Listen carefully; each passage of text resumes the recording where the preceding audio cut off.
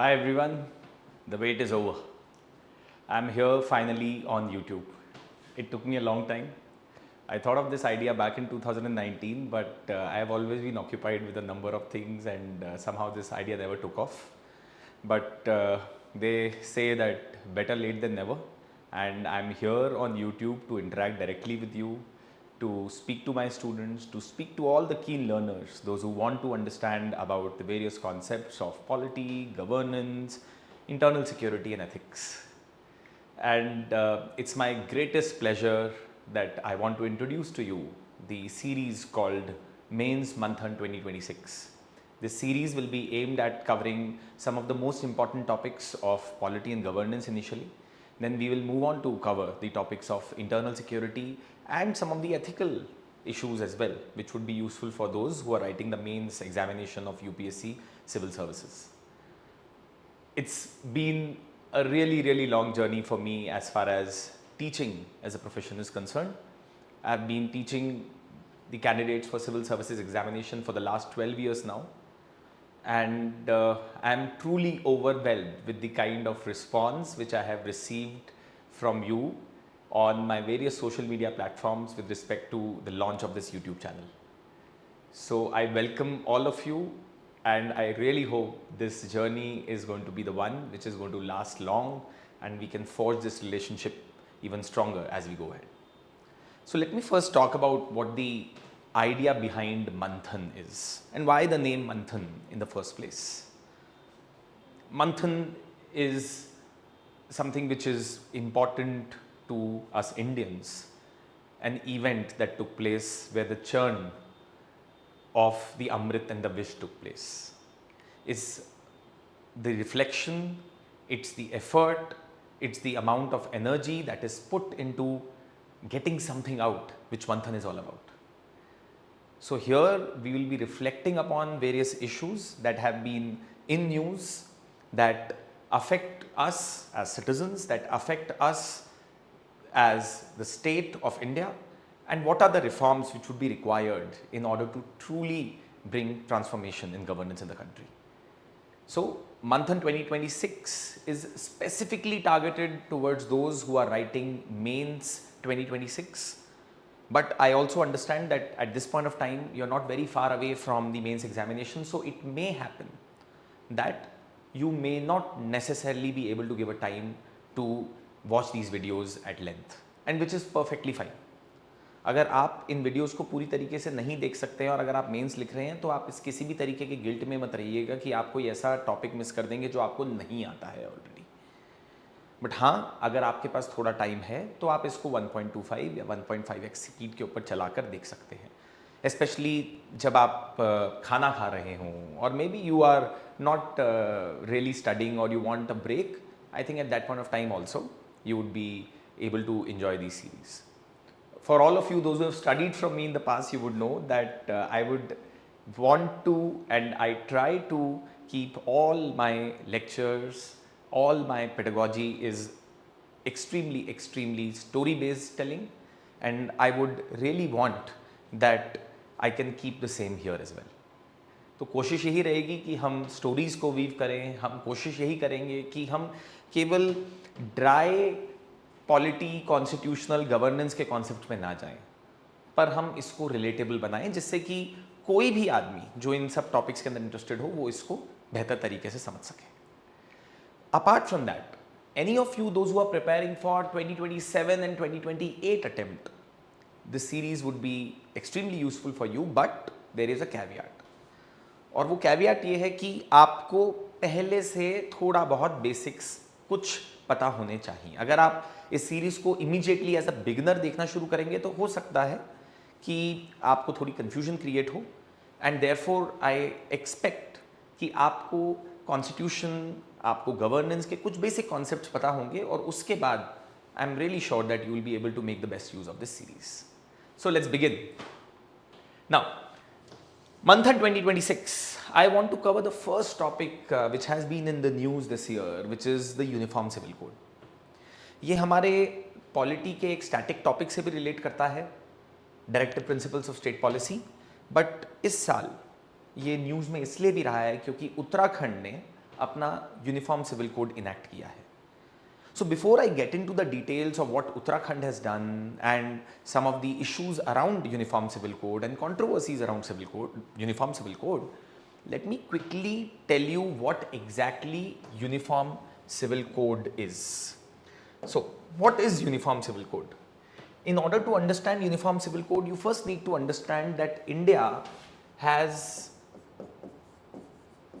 one single constitution. Each one of us is governed by one single constitution. Each one of us is governed by the same criminal laws as well.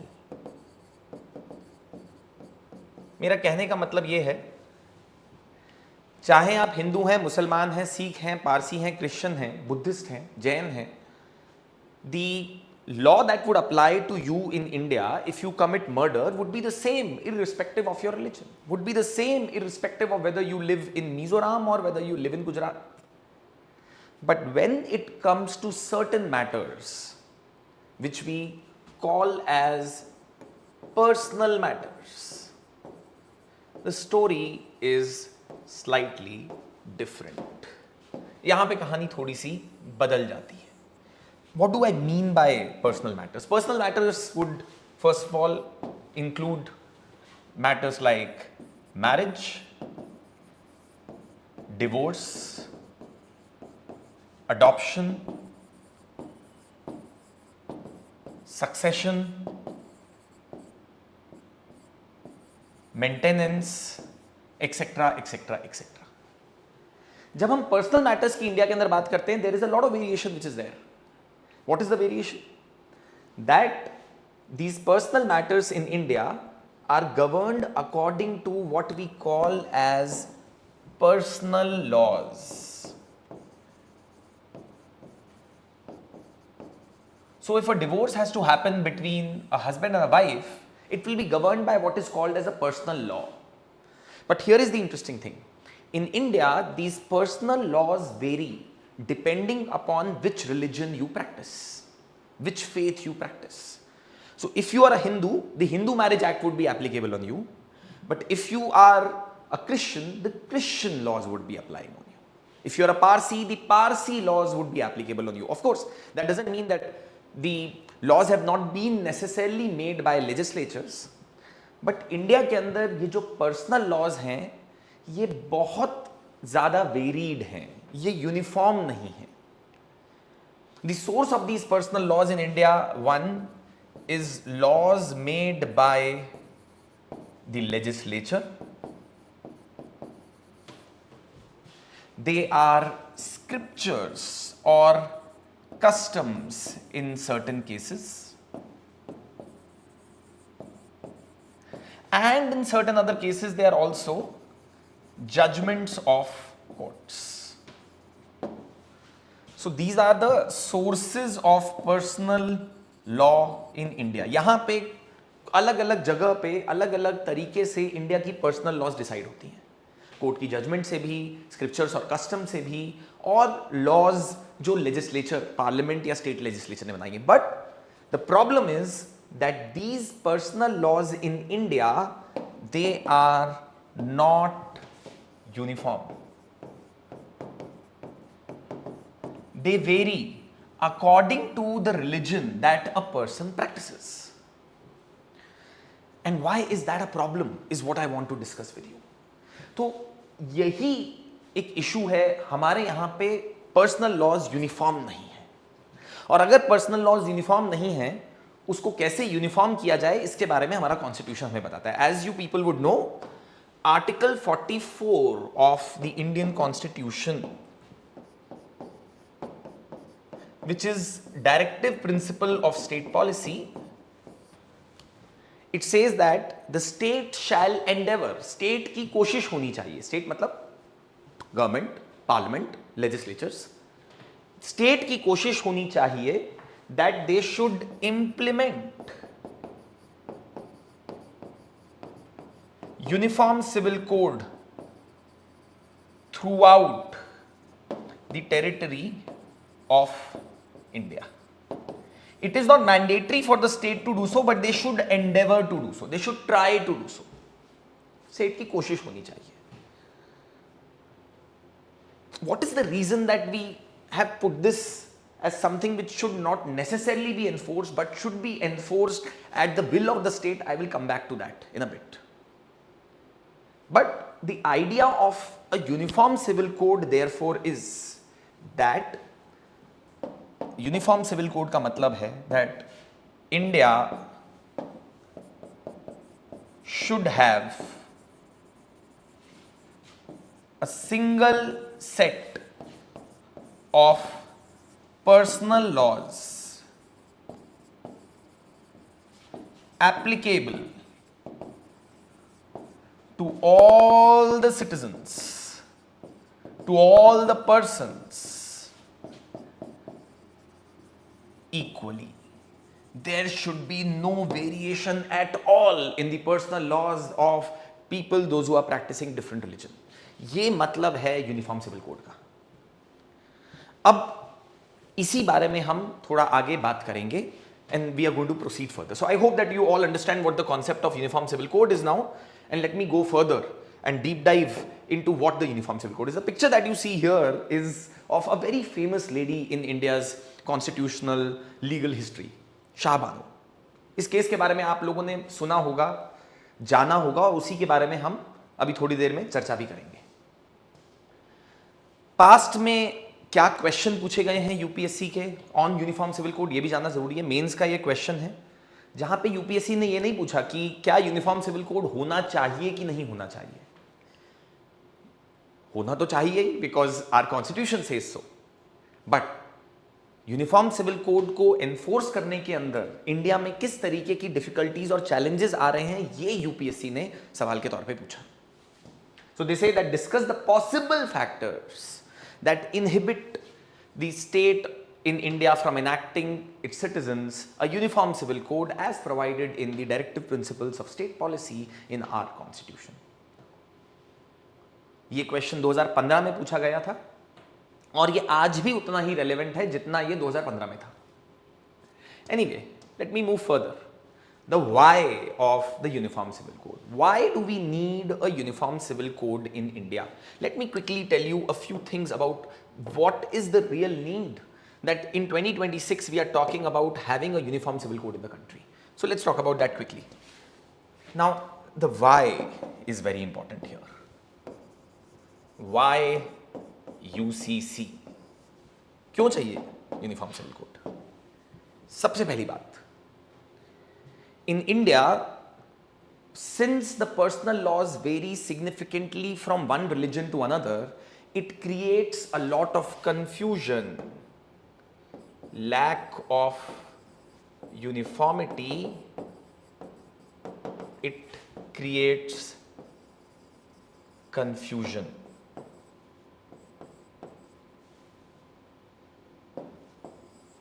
It creates confusion. And what does that mean? It means is that the enforcement of the law becomes very challenging.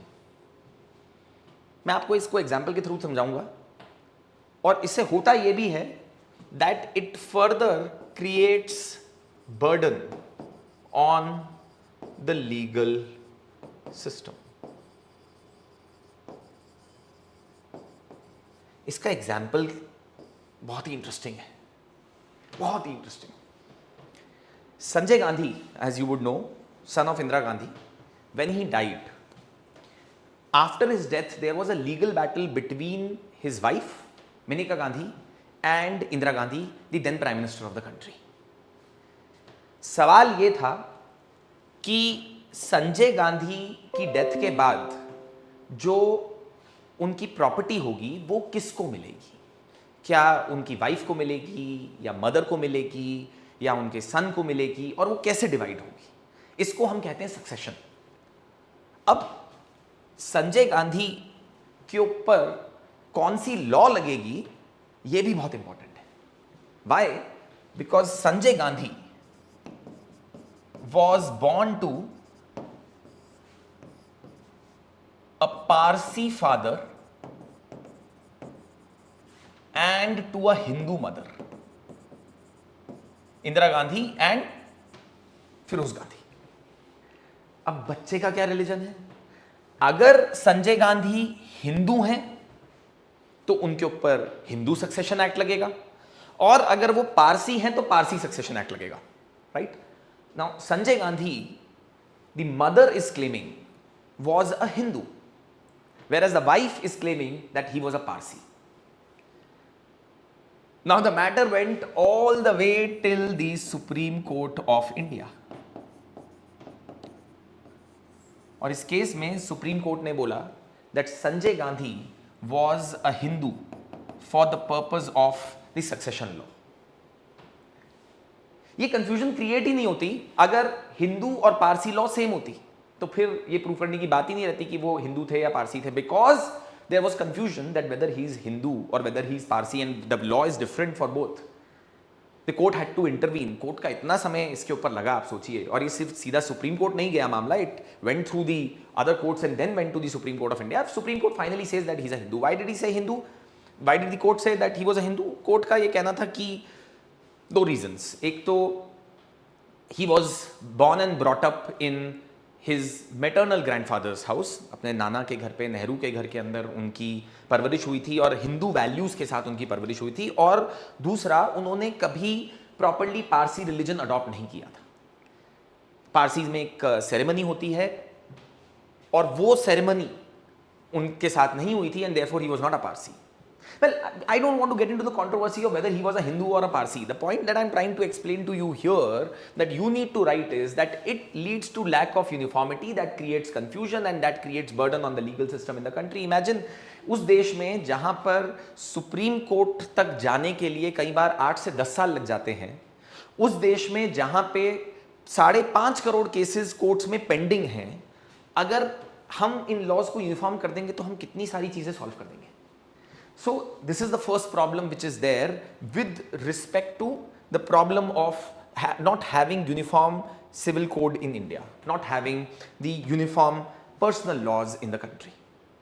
Then what is the other problem?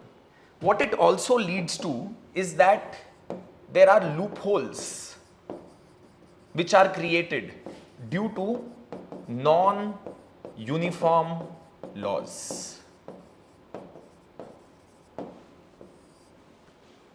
And often people try to misuse these loopholes. एक example बहुत again simple सा देता हूँ, which comes from an important judgment of the court in a case known as the Sarla Mudgal case. Sarla Mudgal case. इस case में हुआ ये, बहुत जल्दी से बताता हूँ, that there was one man who was Hindu. He already had an existing wife, and in Hindu personal laws and in the laws in India, if you are a Hindu, you cannot be having two wives at the same time. आप दूसरी शादी नहीं कर सकते जब तक आपकी पहली बीवी, पहली जो पत्नी है, उनको आपने डिवोर्स नहीं दिया है या उनकी डेथ नहीं हुई है. This guy goes and marries another woman, and when the first wife comes to know of it, she goes and files a criminal complaint against him. This person is involved in bigamy. Or in order to escape the law, what this guy does is that he goes and changes his religion and he becomes a Muslim. Now imagine, he's trying to misuse the law because Muslims are allowed to have more than one wife in India, whereas Hindus are not. ये non uniformity जो है laws की, उसको ये आदमी exploit करने की कोशिश कर रहा है. ये मैटर कोर्ट में जाता है और कोर्ट कहती है that you are converting your religion only for the purpose of escaping the bigamy laws in India, and that shall not be allowed. And that's the point that I am trying to make when I am saying that uniform civil code अगर जब तक नहीं होगा, ऐसे loop holes exist करेंगे और लोग उन लूप होल्स को कई बार मिसयूज करते रहेंगे. तीसरा reason why we need uniform civil code in the country, pardon me, I am using this new setup, तो थोड़ा सा टाइम लग रहा है मुझे एडजस्ट करने में.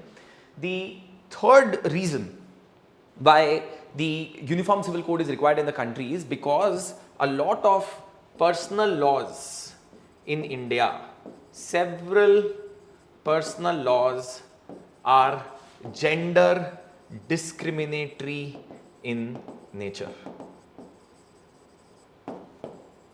They are gender discriminatory in nature.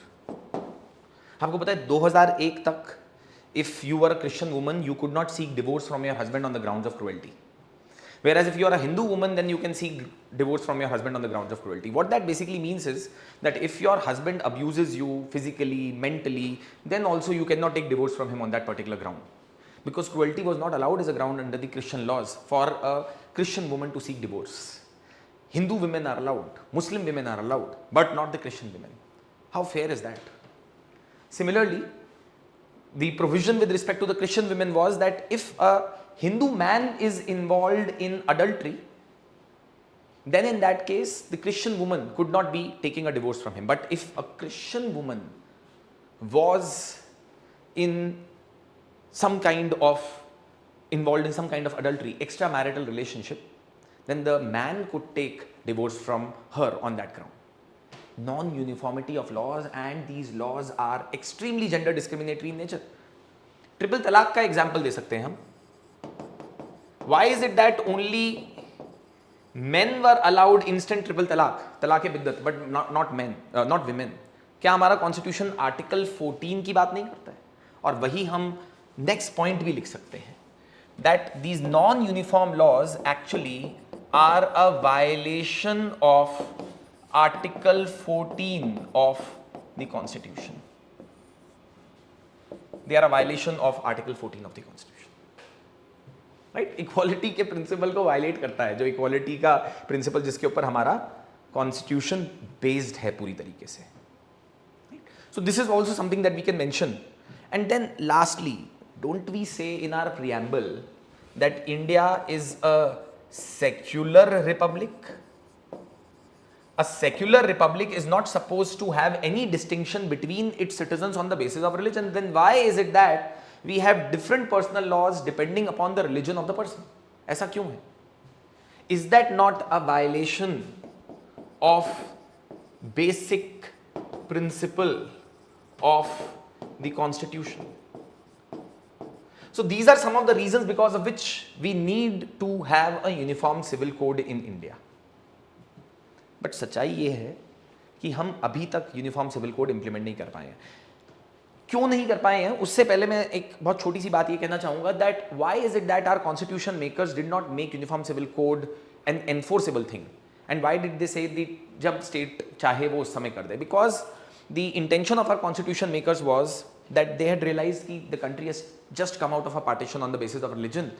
And ऐसा हो सकता है कि अगर हम यूनिफॉर्म सिविल कोड इंप्लीमेंट करने की कोशिश करेंगे, some of the religious minorities in India may feel that there is a threat to their culture, to their religion, to their values, to their customs and to their traditions, and therefore we need not have a uniform civil code at this point of time. जब समाज ready हो जाएगा, जब acceptance हो जाएगी, और जब ये फोर्सेस जो देश को बांटने की कोशिश कर रही हैं वो वीकन हो जाएंगी, तब हम यूनिफॉर्म सिविल कोड किसी एक समय पे इंप्लीमेंट कर पाएंगे. बट अनफॉर्चुनेटली हम आज तक वहां पर नहीं पहुंच पाए. We have not been able to reach there till now. So then the question that arises is, what are the factors that are actually inhibiting the implementation of the uniform civil code in India? So I hope that you have understood the why. What is the case against uniform civil code? The image that you see here is that of the Mizo tribes. Why Mizo tribes here in this particular image? Let me tell you what is the reason because of which implementation of uniform civil code in India has been a real difficulty. So challenges in the enforcement of with respect to uniform civil code or enforcement of uniform civil code. See, the first one is that India is a hugely diverse country. Diversity of India is huge. There are so many religions. Within religion, there are so many variations. Sunni law is very different from the Shia law when it comes to succession, when it comes to adoption, when it comes to marriage and divorce. Within Hindus, there is so much of variation that is there. To ensure that we can incorporate this diversity of India in a uniform civil code is going to be a big challenge. So, diversity of India, even though we say that our strength lies in our diversity, but at the same time, it creates a challenge because implementing a uniform civil code with the kind of diversity that exists in India is going to be extremely difficult. So basically, synchronizing different personal laws and compiling them into one is going to be a massive, difficult challenge. It's going to be a difficulty. So that's one of the things that we need to keep in mind. The second thing with respect to the Uniform Civil Code is that it creates actual tensions with, it can come into conflict with Article 25, Article 26 and so on and so forth. Basically, right to freedom of religion in India. See, a lot of people believe that these personal laws and personal matters are actually determined by their religious values and religious beliefs. और अगर हम religion के साथ इसका conflict allow करेंगे और वो होगा as a result of Uniform Civil Code coming into place, then it threatens the freedom of an individual under Article 25 to practice religion of their choice, to carry out the rituals related to their religion. And the same would be coming in conflict with Article 26, which is the right of a community to practice their religion, to exercise their freedom of religion. Then there are some other reasons as well. एक बहुत ही interesting reason और जो मैं आपको मीजोज वाला example बता रहा था, which is that in India we have given special protections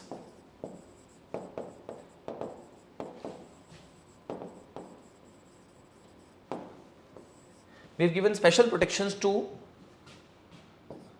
some of the tribes in India. The Mizos, for example, have very distinct cultural identity and they have very different customs, and therefore in our constitution, in Article 371G, they have been provided a protection that any law relating to customs, traditions, marriage, divorce, etc. would not apply to Mizos in Mizoram unless Mizoram State Legislative Assembly gives approval to the law that has been made. Similar kind of protection has been given to the Nagas as well under Article 371A of the Constitution. So there is a clear conflict that the Uniform Civil Code may run into with these constitutional provisions, is another thing that we need to know here. समझ में आ रही है बात?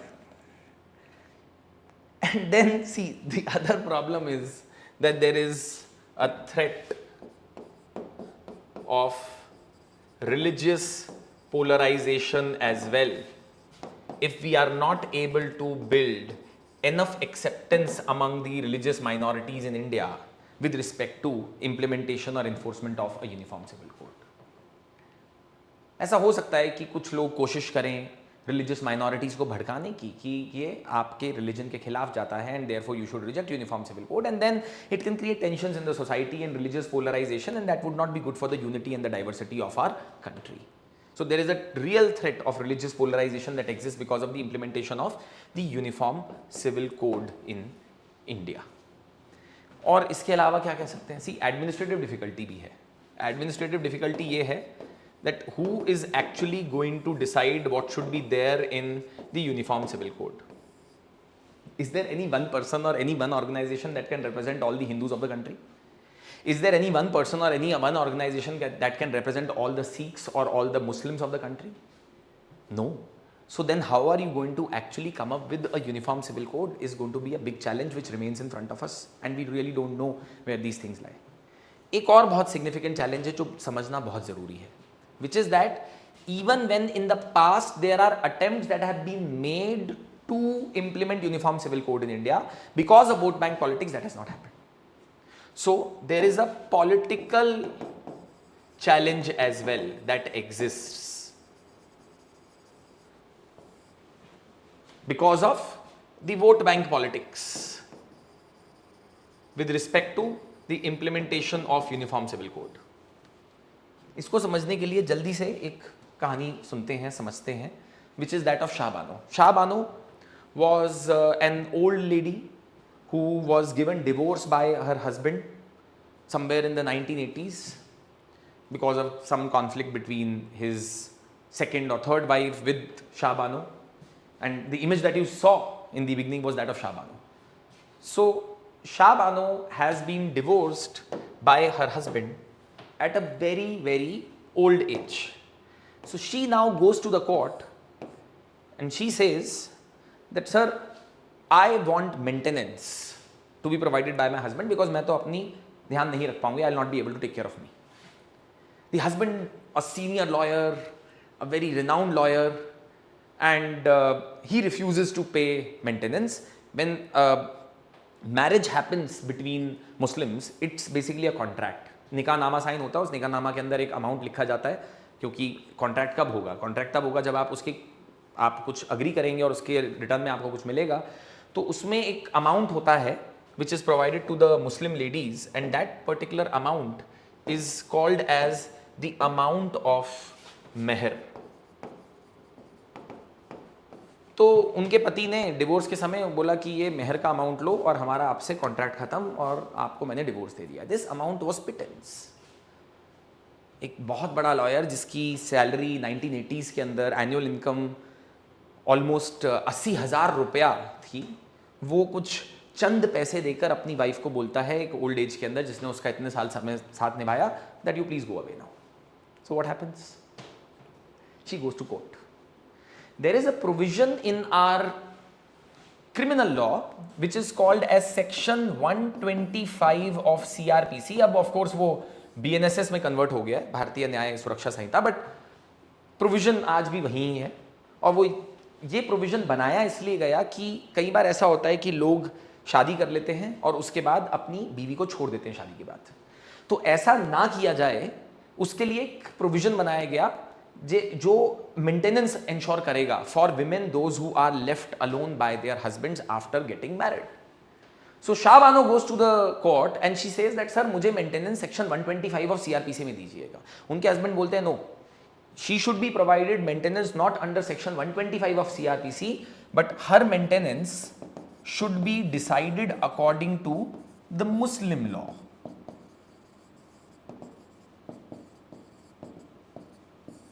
Court क्या कहती है? Court बोलती है नहीं, सेक्शन 125 ऑफ सीआरपीसी ही लगेगा इनके ऊपर. Court says that section 125 of CRPC is a secular provision which means that it should apply to people irrespective of what their religion is, and this is where she should be given the maintenance and not according to the Muslim law. जब initially ये Supreme Court की judgment आई और supreme court ने ये भी बोला that uniform civil code भी कोशिश करनी चाहिए सरकार को इंडिया में इन्फोर्स करने की फ्यूचर में. बट जब ये सुप्रीम कोर्ट की जजमेंट आई तो lot of people really applauded the judgment of the supreme Court for showing such a brave move and for actually taking the right move of taking a step closer towards implementation of uniform civil code in the country. But unfortunately what happens after that is something which was very tragic. Initially सरकार ने भी support किया, but then a lot of people came out on the streets and started to protest, and they believed that it is a threat to their religion and threat to their customs, traditions. कुछ लोगों को शायद भड़काया भी गया political reasons की वजह से भी. कुछ बाय इलेक्शंस होते हैं, the government loses those elections, government realizes that the minorities are not going to support us if we are going to be supporting this change that has been brought about by the Supreme Court of India. So what does the government do? Government goes ahead and they make a law in order to overturn the judgment of the court, which was called as Protection of Muslim Women Right to Divorce Act 1985, या जो भी 87, whatever it is. So the court, the parliament goes and makes this law. आप देखिए कितनी बड़ी irony है. ये law कहती है protection of Muslim women right to divorce Act, but actually this law said that when the Muslim woman goes for divorce, the secular provision of section 125 of CrPC would not apply on her, but the Muslim law would apply on her. Now, how unfair is that? If a Hindu woman has been left by her husband, she can go to the court and demand for maintenance under section 125 of CRPC. But अगर एक मुस्लिम औरत के साथ ऐसा किया जाता है तो वो प्रोटेक्शन नहीं ले सकती है, उसको मुस्लिम लॉ के अंडर ही कॉम्पेंसेशन मिलेगा, और जो कि लिटरली कुछ चंद रुपए हो सकता है. It can be peanuts. So what I'm basically trying to say is that there have been attempts which have been made by judiciary in the past in India to implement the Uniform Civil Code, but it has faced a vote bank politics challenge in the country. Right? Now, where does the Uniform Civil Code stand in India as of now? ये बात समझना बहुत ज़रूरी है. देखिए, पहली बात तो Law Commission of India, in one of its reports, has stated that the Uniform Civil Code in India is neither desirable nor necessary. Neither desirable nor necessary. इसका मतलब ये नहीं है कि मतलब नहीं करना है, बट इस समय शायद इसकी जरूरत नहीं है, ऐसा लॉ कमीशन ऑफ इंडिया का एक अपनी पास्ट की रिपोर्ट में कहना था. It is neither desirable nor necessary at this stage.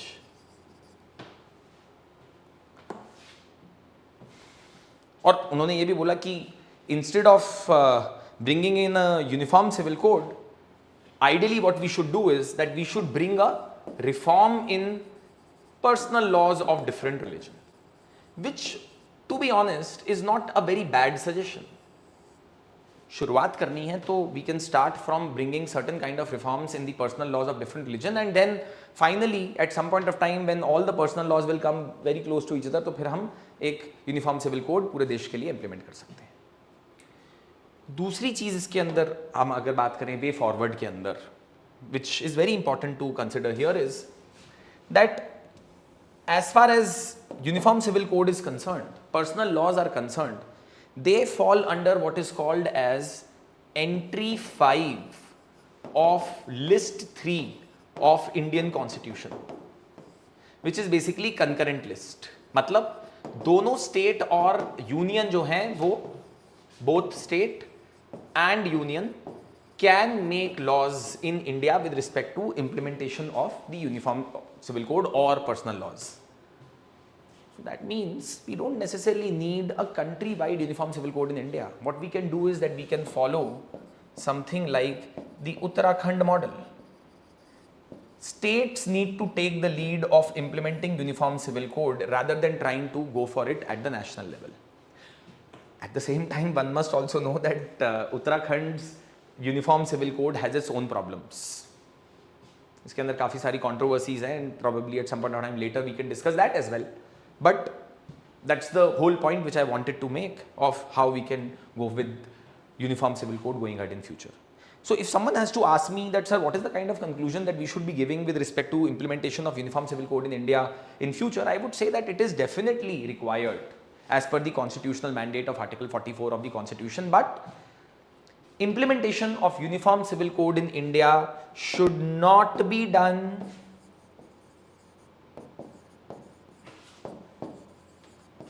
in haste. इसको जल्दबाजी में हमें नहीं इंप्लीमेंट करना चाहिए.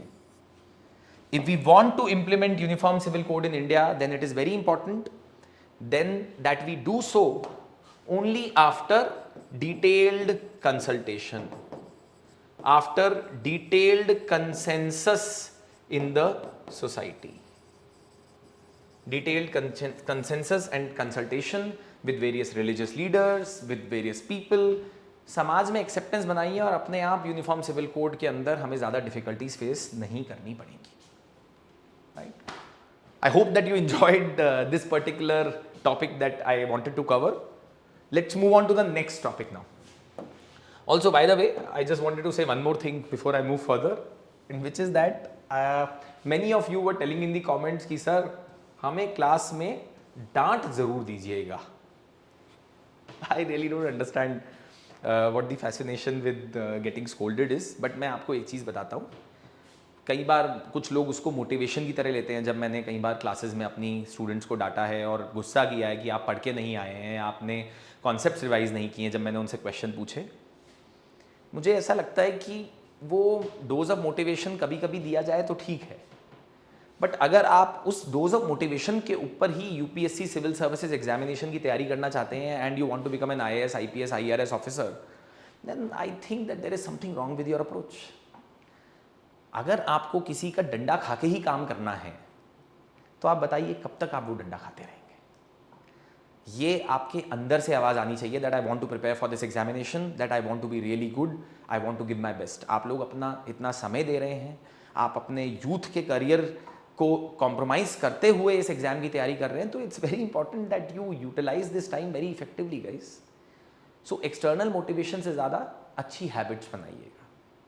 उसके बारे में भी मैं एक बार बात करूंगा अपने यूट्यूब चैनल पे जरूर. One of my favourite books written by James Clear is Atomic Habits, and we will talk about what are the things that I have learned from that particular book as to how you can make good habits in life, and you don't necessarily need any external force to motivate with respect to what you are supposed to be doing. ठीक है. Anyway, next topic. Emergency के 50 साल हो गए हैं. The emergency in India was declared in June of 1975, and we have recently completed 50 years of that. And we can expect a question in the mains examination this year related to that. Before I get into that, let me quickly talk about what are the past questions that UPSC has asked related to the topic of the emergency. एक question UPSC ने बहुत recently पूछा था which was related to article 356 president's rule के respect में, जो ये analytical question था where they had asked that what are the legal and political factors because of which we have seen a decline in the use of article 356 in India since the 1990s. इसके बारे में किसी दिन और चर्चा करेंगे. The other question which was asked was very simple and straightforward related to financial emergency, that under what circumstances can the President of India declare financial emergency in India, और इसके क्या repercussions और consequences होते हैं when it is a declaration that is made by the President of India. Now we can expect a question on Article 352 of the Constitution, that is basically national emergency, या actually Constitution की अगर हम बात करें, our Constitution does not use the term national emergency. Constitution of India uses the term proclamation of emergency. So our Constitution says proclamation of emergency under Article 352. What the Constitution says is that if the President of India is satisfied, this is not personal satisfaction of the President of India, but this is satisfaction that is formed on the basis of the advice of the union council of ministers, central government की advice के ऊपर. अगर president मतलब union council of ministers को ऐसा लगता है that if the president of India is satisfied that security of India is at threat, security of India is at threat due to either external aggression or due to war or due to an armed rebellion, Shasastra Vidroh, then in that case the President of India can go ahead and make the proclamation of emergency under Article 352 of the Indian Constitution. If the President does so, what are the effects? Let's quickly discuss some of those basics before I move into this entire topic, and which is, firstly, it has drastic effects on center-state relations in India. Normally we know that the parliament does not have the powers to make laws on the subjects which are mentioned in the state list, but according to Article 250 of the Indian Constitution, when the emergency comes into force in India, the Union Parliament gets the powers to make laws on the subjects that have been mentioned in the state list as well. The second thing to keep in mind is that normally union and state have a different area of their functioning, executive functioning, but when emergency kicks in under Article 352, according to Article 353 of the Indian Constitution, the President of India or the Union can issue executive directions to the state. वो state को बता सकते हैं कि वो अपनी executive powers कैसे exercise करें. मतलब normally center state को नहीं बता सकता कि state police कहाँ पे deploy की जाएगी. But if emergency is in force, the union or the center can tell the states कि पुलिस कहाँ पे deploy की जाए state में. Third, it has drastic effects on the financial arrangements as well in the country. Drastic effects. So what are the aspects with respect to financial arrangements? See, all of you would know that in India, states get a lot of money from the center according to the constitution. अगर proclamation of emergency force में है, center can either suspend giving that money to the states completely or can modify, giving those funds to the states for the financial year till which the emergency continues in India. तो drastic effect in centre state relation. एक तरीके से मैं कह सकता हूं that India literally becomes a unitary state controlled by the union completely when the proclamation of emergency is in force in India. The second effect is what is of interest to us as citizens of the country, which is the effect that it has on the fundamental rights of citizens of India. Fundamental rights of citizens get drastically affected as a result of the proclamation of emergency under Article 352. There are two articles. One is Article 358, which says that when proclamation of emergency in India has been declared on the grounds of external aggression or war, in that particular circumstance, Article 358 says that Article 19 gets suspended. Article 19 will get suspended अगर emergency declare की गई है on the grounds of external aggression and war, not on the grounds of armed rebellion. इसका मतलब ये है that it would be almost as if there is no Article 19 in the Constitution when the proclamation of emergency has come into effect. और ये जो होता है ये automatic होता है. As soon as proclamation of emergency is made by the President of India under Article 352, this comes into effect.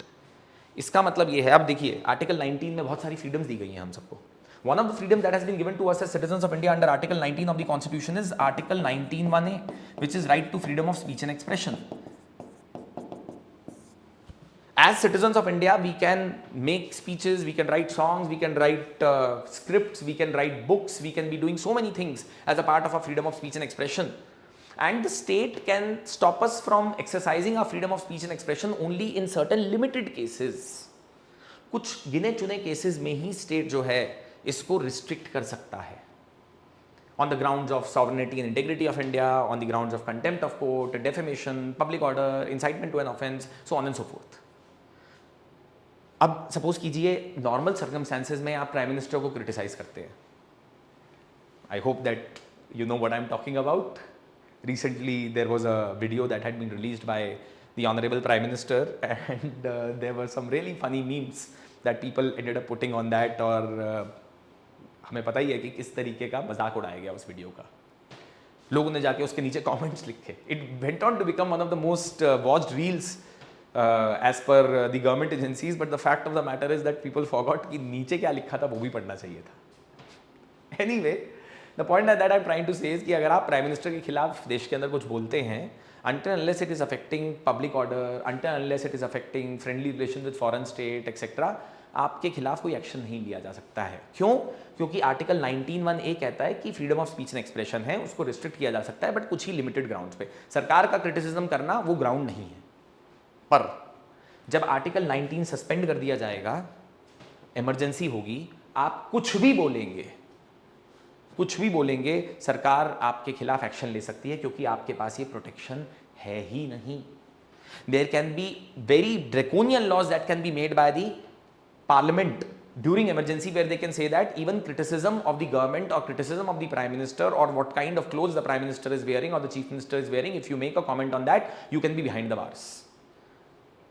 आज chief minister ने नीले रंग की जैकेट के बजाय हरे रंग की जैकेट पहनी है. आपने लिख दिया कि तोते जैसे दिख रहे हो, तो some people will go and file a complaint against you and then you will be behind the bars because आपके पास 19(1)(a) की प्रोटेक्शन नहीं रहेगी. That is how draconian the suspension of Article 19 of the Constitution is. And this is what happened in 1975.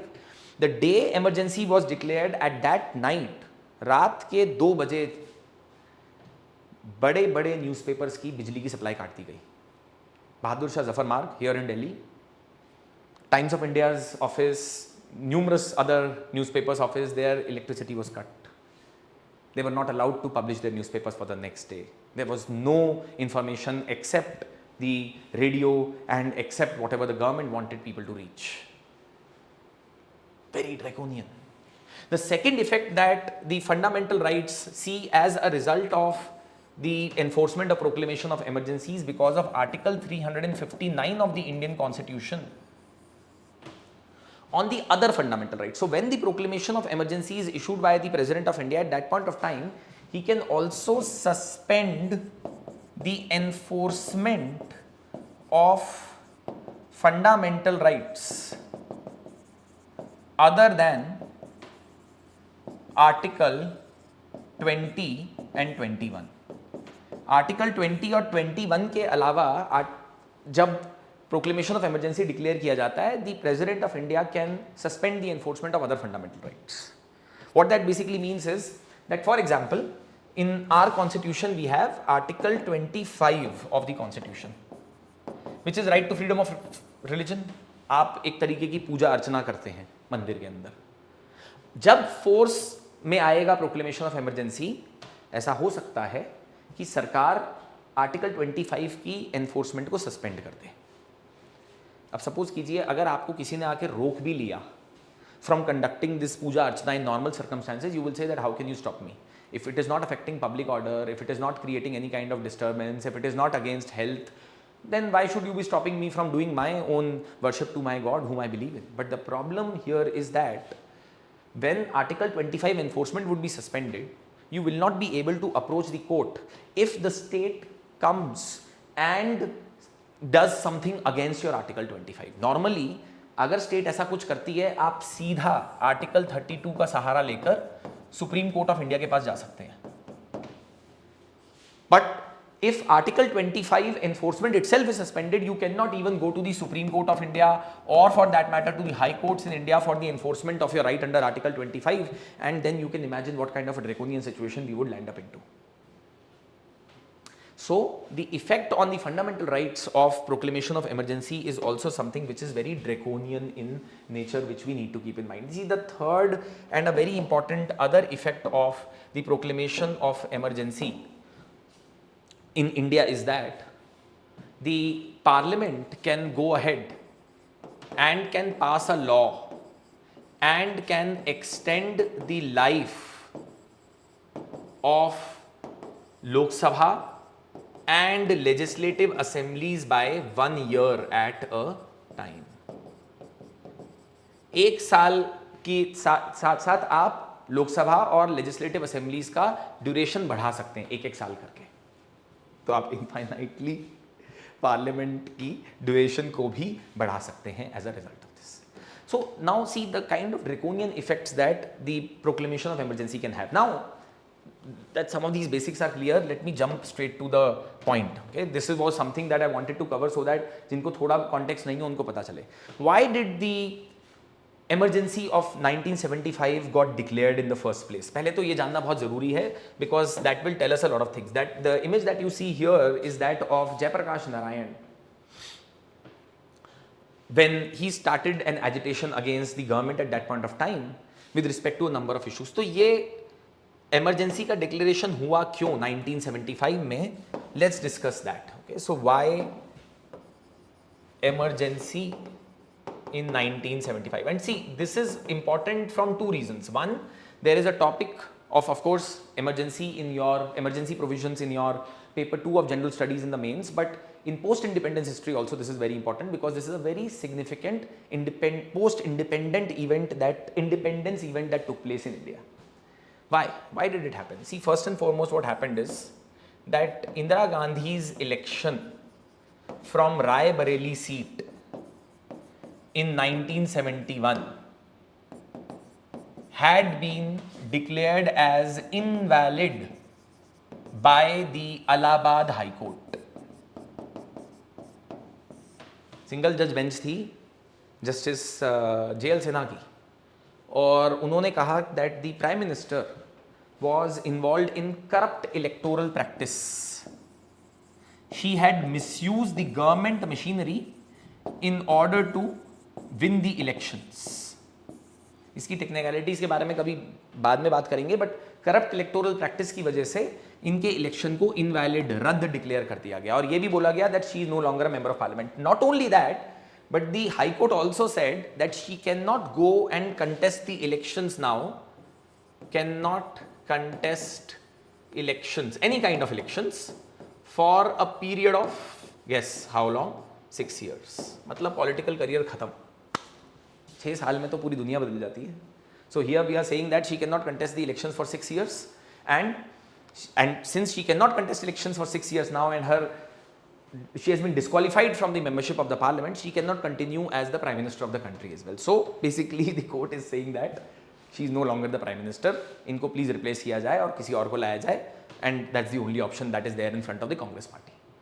So this of course triggered fear amongst the Prime Minister of that time that my position is in threat and therefore I need to take certain drastic steps. The judgment of the court actually had come interestingly on 12th of June 1975. See, these details are not important, but I am just trying to tell you the story behind it. 12th of June 1975, the emergency is declared on the night of 24th of June 1975. Indira Gandhi was able to obtain a stay on this particular judgment of the Allahabad High Court from the Supreme Court. But अब उन्हें पता था कि आगे का रास्ता जो है बहुत मुश्किल होने वाला है, तो it's better that I take certain drastic steps. The second thing is that inflation was at an all-time high in India at that point of time due to various reasons. One of the reasons was also the fuel crisis, which had been in many ways been aggravated because of the Gulf War and the Gulf crisis that was taking place. So लोग बहुत परेशान थे. अगर आप 1975 1970s के आसपास की movie देखेंगे तो the theme of the movie was about गरीब आदमी, was about रोटी कपड़ा and मकान. And as they say that the cinema is the true mirror of the society, it tells us a lot about what the people were thinking at that point of time. लोगों में बहुत गुस्सा था, रोष था, inflation बहुत high था, सरकार ज़्यादा सुनने को तैयार नहीं थी, and because of that there were lot of agitations that started to take place. Student protests, one of the student protests actually took place in Gujarat. The chief minister of Gujarat had to resign because of that. Then there was another student protest that was led by Jayaprakash Narayan, Lok Nayak, in Bihar. So student protest in Gujarat, student protest in Bihar. The government is under a significant amount of pressure. There were protests by trade unions. There was a railway hartal that happened, all India railway strike. There was a perception that was there among the people at that point of time that the government is in the favor of the capitalist and not in the favor of the poor people. And then on top of that, there was mass discontent against the government as well. So because of all of these reasons, it snowballed into what led to the trigger for enforcing emergency in India. और सबसे बड़ा reason क्या था? 24th of April 1970, 24th of June 1975, Indira Gandhi goes to the President of India, who was Fakhruddin Ali Ahmed. She does not consult any of the people in her Council of Ministers, and she unilaterally goes to the President, tells कि sir please इस पर sign कर दीजिएगा and we need to enforce emergency in the country. रात को 2 बजे सारे newspaper सब जगह की बत्ती गुल. Ministers को नहीं पता that the emergency has been enforced. It's only next day morning that people came to know that what has hit them. The Prime Minister comes on All India Radio and she says in a very calm voice that राष्ट्रपति ने आपातकाल की घोषणा कर दी है. The Prime Minister of the President of India has made a declaration for emergency. घबराने की कोई बात नहीं है. So, now when this kind of situation emerges, you can imagine how difficult it must have been. And then what starts happening after the declaration of emergency, after effects की भी बात कर लेते हैं जल्दी से. The after effects were mass arrests were made across the country, and these arrests specifically included large number of prominent politicians of opposition.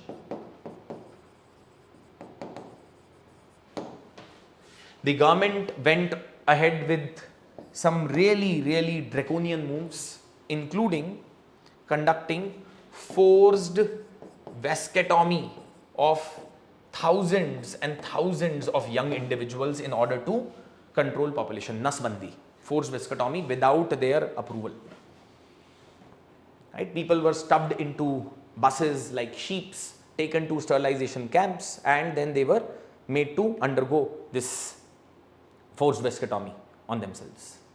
Demolition exercises were carried out in various parts of India. Delhi में ही एक बहुत भयानक हादसा हुआ, उसके बारे में भी कभी अलग से बात करेंगे. But massive demolition exercises were carried out, people were displaced, the government went out in full draconian mode. Newspapers, freedom of speech was curbed. Newspapers were not allowed to publish news without approval of the government. and so on and so forth. Everything was completely controlled. देश को पूरी तरीके से जकड़ दिया गया. Press censorship, mass preventive detention. I hope you know what is preventive detention. Even without committing a crime, people were arrested on the apprehension that they may cause some kind of a threat to law and order in the country. And most importantly, the parliament went ahead and enacted what is called as the mini constitution, which is the 42nd Constitutional Amendment Act of 1976, as a result of which several changes were made in the Constitution of India, which were extremely draconian in nature. Several changes. और इसी बीच में एक और बड़ी interesting चीज होती है. The Parliament goes ahead and also passes another constitutional amendment act called as the 39th Constitutional Amendment Act. 39th Constitutional Amendment Act के बारे में हम फिर से एक बार चर्चा करेंगे when we will talk about doctrine of basic structure of the Indian Constitution. But 39th Constitutional Amendment Act of the Indian Constitution essentially says the following, or said the following, that the election of the President, the election of the Prime Minister, the Speaker of the Lok Sabha cannot be challenged in court due to some irregularities. इसके लिए special तरीके के tribunals या bodies बनाए जाएंगे, but they can not be challenged in court. तो मतलब अगर आप किसी गलत तरीके से भी, if you and up becoming the prime minister, president, speaker of the Lok Sabha, and someone wants to go and challenge it in the court, there is nothing that can be done against you. So if you get power by hook or by crook, by draconian measures, there is no way that someone can be doing something against you. And this was something which was extremely draconian in nature and actually paved the way for India to become a dictatorship. One has to thank the Supreme Court of India that they struck down the 39th Constitutional Amendment Act by calling it as unconstitutional, invalid, because they said that it violated the basic structure of Constitution of India. समझ में आई बात? कहने का मतलब ये है that the after effects of emergency were something which were extremely draconian that we witnessed in the country. See, the question that we therefore need to ask is that ऐसा हुआ क्यों? 1975 में जो भी पॉलिटिकल टर्मोइल था और फिर जब इमरजेंसी देश में डिक्लेयर किया गया, why is it that the country, or what were the loopholes that existed, what are the lessons that we can learn from the emergency of 1975? ऐसा क्यों हुआ? What were the reasons that we reached such a situation, we reached such a condition? Let's discuss about that quickly. See, the first loophole that was there in the constitution, so loopholes in Constitution of India that led to proclamation of emergency in 1975. And let me tell you, when the Janata Party government came in power in 1971, they made several changes in order to fix these loopholes. So we will discuss about the loopholes and the fixes also that were introduced by the Janata Party government. The first is vague term internal disturbance that was mentioned originally in the constitution for declaration of proclamation of emergency under article 352. This was a very vague term. Internal disturbance का क्या मतलब होता है? आंतरिक गड़बड़ी. Prime minister ने बोला विदेशी ताकतों का हाथ है. अभी आपने देखा होगा ना, सीजेपी के प्रोटेस्ट के अंदर बोला गया कि ये लोग चाइनीज हैं. चाइनीज हैं? अगर चाइनीज हैं तो आप जाके क्यों उनको पानी पिला रहे हैं? I hope you get the hang of what I'm trying to say here. जब कभी सरकार को अपनी पोजीशन वीक लगती है तो वो सारा जिम्मा जो है वो बाहरी ताकतों पे डाल देती है, और वही यहाँ पर भी हुआ. So vague term like internal disturbance, which was misused by the government in order to declare emergency, which thankfully was changed by the Janata Party government, and they changed it to what? Armed rebellion. Now see, armed rebellion is not that vague. Armed rebellion तभी होगा जब लोग weapons उठा लेंगे. When they will pick up weapons, they will be involved in a rebellion which is armed, which is violent in nature. केवल क्योंकि कुछ लोग जाकर कहीं पे कुछ भाषण दे रहे हैं. देखिए, actually one of the reasons that was given by the government at that point of time to declare emergency also was one of the speeches that had been made by Jayaprakash Narayan in Delhi. No doubt that Jayaprakash Narayan could have been careful with the use of his words, but to use that as a reason for declaration of emergency was something which is overstretching the entire argument. What he actually said and told the people was that जैसे civil disobedience के अंदर गांधी जी की बात सुनते हुए लोगों ने police और मिलिट्री के साथ कोऑपरेट करने के लिए मना कर दिया था, उसी तरीके से आज हमें भी, आप में से जो भी लोग पुलिस में हैं, आर्मी में हैं, वो इस सरकार के साथ कोऑपरेट ना करें, ये करप्ट सरकार है, इसकी कोई लेजिटिमेसी नहीं है. He could have been careful with the use of his words, but to declare emergency on that speech as a ground in itself was a far-fetched conclusion that had been made by the government, and that should not have happened. उसको 44th Constitutional Amendment Act ने replace किया by armed rebellion, and because of which now enforcement of the emergency has become way more difficult in India. The other reason was that there was no condition in the constitution which said that under what circumstances the president can invoke emergency. It just said if the president is satisfied. Now, it did not say that the president should be satisfied on the basis of the advice of council of ministers or on the prime minister alone. Here what happened is that one single person went to the president of India and invoked emergency. इसको बाद में change किया गया. So basically what you can say is that it was a single person decision. Most of the people of the cabinet of Indira Gandhi also came to know of it later. इसको change कर दिया गया तभी. By 44th Constitutional Amendment Act, what we did was that there is a written advice of the cabinet that has to be provided in order to invoke emergency in India. The third thing which we need to keep in mind with respect to proclamation of emergency, which was a loophole, was that to approve the emergency, जब emergency president declare करते हैं, it has to be approved by the parliament within 2 months as per the original provisions of the constitution. So earlier the safeguards that were there in the constitution for approval of emergency were very weak.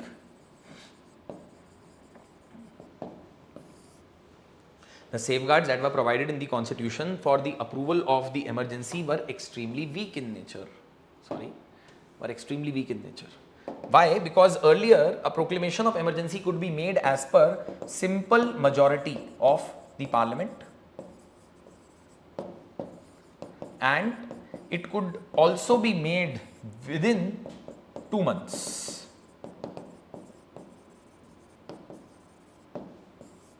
तो सरकार के पास तो majority होगी लोकसभा के अंदर हमेशा, वो लोकसभा में अप्रूव करवा लेंगे, राज्यसभा में अप्रूव करवा ली तो emergency is going to be in force.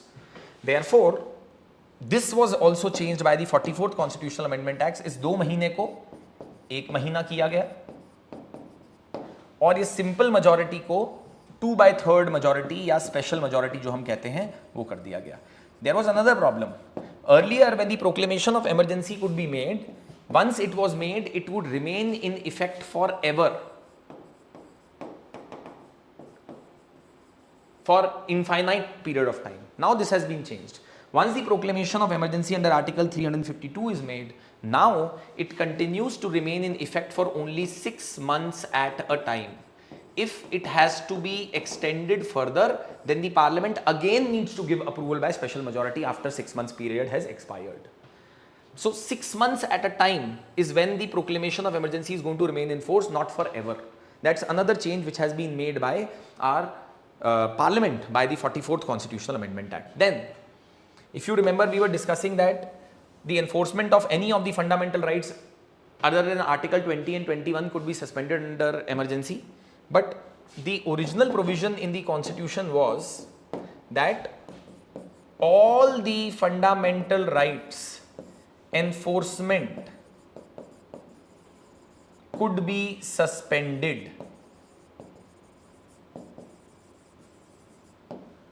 All the fundamental rights enforcement could be suspended by the parliament, by the government at the declaration of emergency. But because Article 20 और 21 का इस कदर मिसयूज किया गया और इस प्रोविजन का इस कदर मिसयूज किया गया, इसलिए हमने इसको चेंज कर दिया. Article 20 and 21 enforcement cannot be suspended now. After the 44th Constitutional Amendment Act, and that has helped in changing the enforcement of emergency. एक last इसमें और चीज हम कह सकते हैं that the emergency earlier there was no way to discontinue it until unless the parliament itself did not give the approval or the president revoked it. पहले अगर emergency को हटाना था तो या तो president उसको withdraw कर ले यूनियन काउंसिल ऑफ मिनिस्टर्स के एडवाइस पे, और the other is that the parliament should not be giving approval within those 2 months period. But now there is a provision that Lok Sabha can revoke emergency.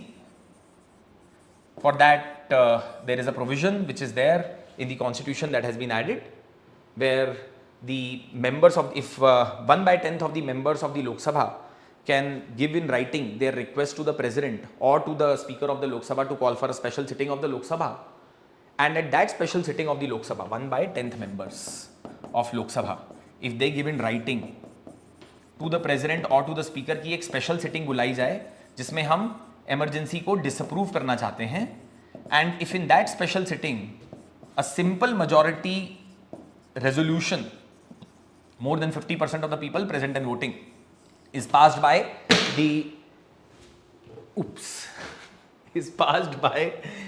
Lok Sabha, then the emergency can be discontinued.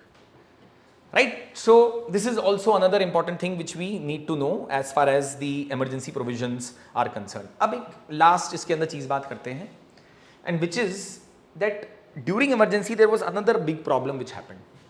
There was a case that came up in front of the court, and this case I am sure many of you would have heard of, and that case is called as the ADM Jabalpur case. And the picture that you are seeing here is of a very, very, very courageous judge, Justice Hansraj Khanna, HR Khanna. हुआ क्या इस case में, जल्दी से summary बताता हूँ because we are now running out of time. I thought that today I'll be able to cover 4 topics, but कल के सेशन के अंदर हम और टॉपिक्स कवर कर लेंगे, आज यही 2 टॉपिक्स कवर करेंगे. What happened in the ADM Jabalpur case was that large number of mass detentions had been made by the government under preventive detention laws, including MISA, the same law जिसके basis के ऊपर लालू प्रसाद यादव जी ने अपनी बेटी का नाम रखा, Misa Bharti. Maintenance of internal security act एक प्रिवेंटिव डिटेंशन लॉ है, उसके अंडर बहुत सारे लोगों को ऑपोजिशन के अरेस्ट किया गया. प्रिवेंटिव डिटेंशन मतलब हम आपको कोई लॉ एंड ऑर्डर को वायलेट करने से पहले ही प्रिवेंट करने के लिए आपको डिटेन करके रख लेंगे. आपने कुछ किया नहीं, कोई एक्यूजेशन नहीं, कुछ नहीं, बस हमें लगता है आपने कुछ गलत किया होगा या आप कुछ कर देंगे गलत. So large number of detentions were made. Lot of people went and filed petitions in the high courts under article 21 stating that sir our liberty has been curbed, and since our liberty has been curbed it is a violation of article 21 of the Indian constitution. These preventive detentions have been made in a unlawful manner. Article 21 says that a person's personal liberty or life cannot be deprived except according to what the law mentions, except according to procedure followed that has been mentioned in the law. But यहाँ पे procedure ढंग से follow नहीं किया गया था. इसी basis के ऊपर बहुत सारे लोग हाई कोर्ट गए, हाई कोर्ट्स ने इनके पिटिशंस एक्सेप्ट कर लिए कि हाँ जी we will hear these petitions. But what happens later on, the government goes and challenges these petitions of the or the acceptance of these petitions by the high courts in the Supreme Court of India, and the case is known as Shivkant Shukla versus ADM Jabalpur. इसी को ADM Jabalpur case या habeas corpus case भी कहते हैं. लोगों ने habeas corpus के writ petition डाले that we have been arrested wrongfully. जब सुप्रीम कोर्ट के सामने मामला आया, 5 जजेस की बेंच थी सुप्रीम कोर्ट की. देयर वाज अ 5 जज bench of the supreme court of India. Supreme court of India unfortunately gave decision in favor of the government, and they said that at this point of time the President of India under proclamation of emergency has suspended the enforcement of article 21 of the constitution. So even if article 21 is getting violated, we can't do much because its enforcement is suspended. You can't come to the Supreme Court or to the High Courts for the enforcement of article 21. मतलब अगर emergency force में है और article 21 की enforcement नहीं है तो state आपकी जान भी ले सकती है without following the procedure, without following the law, and you can not do anything. In the court the जज from the petition, the advocate from the petitioner side put up a contention कि sir क्या आप ये कह रहे हैं कि अगर किसी एक आदमी की उसके नेबर के साथ कोई जानी दुश्मनी है और वो उसका नेबर सपोज कीजिए पुलिस में है और वो उसकी जान ले लेता है because of the internal conflict, आपसी रंजिश की वजह से, तो क्या तब भी सरकार कुछ नहीं करेगी या कोर्ट कुछ नहीं करेगी? कोर्ट कहती है हाँ हम कुछ नहीं करेंगे. This is the exact argument that was made, and this judgment of the Supreme Court of India is the huge black spot on the Supreme Court's illustrious record. Across the world, various magazines, various newspapers criticize the Supreme Court of India that you have abandoned your duty towards the citizens of the country. You are saying that the police can take away anyone's life, and because Article 21 enforcement is suspended, people cannot even go to the court. What is the point of Constitution? What is the point of Article 21? What is the point of these entire fundamental rights? But you know what? Out of those 5 judges, there was one man who said that, no, I don't agree with these 4. And that was Justice H.R. Khanna. The day the judgment was given in ADM Jabalpur case, within a few days, the next Chief Justice of India had to be decided. Till that time, normally the convention that had been followed, it had been broken once earlier, was that whoever would be the senior most judge of the Supreme Court in terms of number of years spent in Supreme Court would go on to become the Chief Justice of India under retirement of the sitting Chief Justice. Justice H.R. Khanna was in line to become the next Chief Justice of India by that seniority principle. But you can guess what happened. He was overlooked. And a junior judge, Justice M.H. Beg, was made the Chief Justice of India and not Justice H.R. Khanna. Justice M.H. Beg, by the way, was one of those judges in those 4 judges. One of those judges in those 4 judges. So you can imagine what had happened. Justice H.R. Khanna had inkling कि ऐसा कुछ होगा. उन्होंने ऐसा लिखा है अपनी autobiography में, बायोग्राफी में उनके लिखा है that he told his sister a night before giving this judgment to the court that I have written the judgment which is going to cost me Chief Justice of India. ये होती है integrity.